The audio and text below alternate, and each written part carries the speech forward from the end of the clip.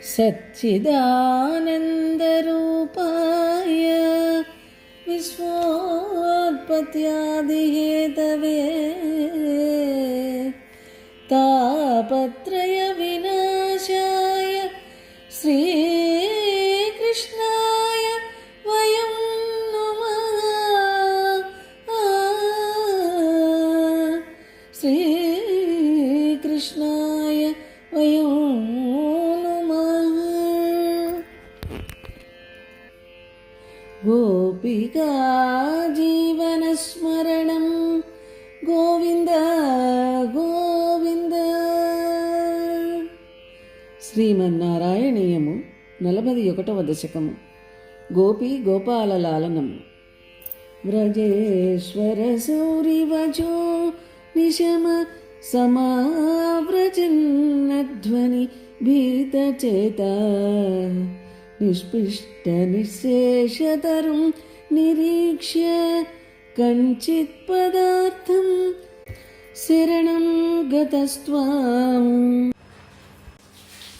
స్వామి, వ్రజనాయకుడైన నందుడు మధురానగరమున వసుదేవుని మాటలు తలచి భయపడుతూ వ్రేపల్లకి తిరిగి వచ్చుచు త్రోవలో 2 క్రోసుల మేర చెట్లను కూల్చిన పూతనా శరీరమును చూచి ఒకానొక పదార్థమును అనగా అనిర్వచనీయమైన భగవత్తత్వమై ఉన్న నిన్నే శరణు పొందెను.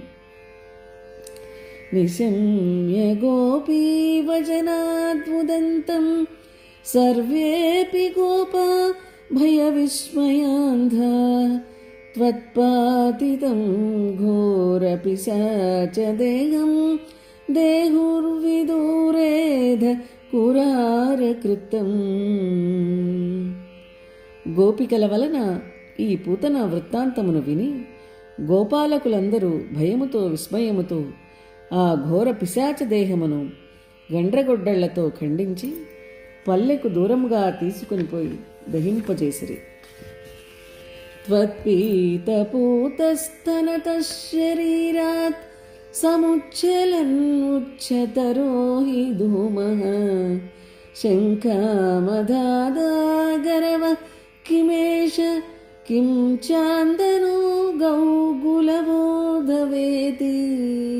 ఓ స్వామి, నీవు పాలు త్రాగుట వలన రజస్తమో గుణములకు నిలయమైన ఆ పూతన శరీరము నుండి లేచిన పొగ కమ్మని వాసనలను ఇచ్చుచు అంతటా వ్యాపించి ఇది అగరు ధూపమా లేక మంచి సుగంధ పరిమళమా లేక గుగ్గులు ధూపమా అను సందేహమును కలిగించెను. మదంగ సంగస్య ఫలం న దూరే క్షణేన తావత్ భవతామపి స్యాత్ ఇత్యుల్లపన్ వల్లవతల్లచేభ్యః త్వం పూతనామాతనుదా సుగంధిం. ఓ పరమాత్మ, నా శరీరమును తాకుట వలన కలుగు సత్ఫలము ఎప్పుడో కాదు, ఆ క్షణమునందే కలుగును అని గోపశ్రేష్ఠులకు బిగ్గరగా చెప్పుచున్నావేమో అన్నట్లు నీవు పూతన శరీరమును సుగంధభరితముగా చేసితివి. చిత్రం పిశాచ్యానహతః కుమార చిత్రం పురైవ కదిశౌరిణేదం ఇతి ప్రశంసన్ కిల గోపలోకో భవన్ముఖాలోకరసే న్యమాక్షి. మన నందకుమారుడు ఈ పూతన చేతిలో హతుడు కాకపోవుట ఆశ్చర్యకరమైన విషయము అని చిత్రముగా వసుదేవుడు దీనిని ముందే చెప్పి ఉన్నాడు అని ప్రశంసించుచున్న గోపాలకులు నీ ముఖమును చూచుటచే కలిగిన ఆనందరసానుభవమున మునిగిపోయిరి. దినే దినేధ ప్రతివృద్ధ లక్ష్మీ అక్షీణమాంగల్యసితో వ్రజోయం భవన్నివాసాదైవాసుదేవ ప్రమోద సాంద్ర పరితో విరేజే. ఓ వాసుదేవా, ఈ విధముగా అప్పటి నుండి ఆ వ్రజభూమి మంగళకర శోభలతో దినదినాభివృద్ధిగా శుభములు అక్షయములుగా ఆగుచు కొనసాగుచుండెను. నీవు అందు నివసించుట వలన అందలి జనులు కాని, గోవులు మొదలగు ఇతర ప్రాణులు కాని ఆనంద సముద్రమున ఓలలాడుచుండెను. గృహేషు తే కోమలరూపహాస మిథక్కదా సంకలితకమన్య వృత్తేషు కృత్యేషు భవన్నిరీక్ష్య సమాగత ప్రత్యహమత్యనందన్.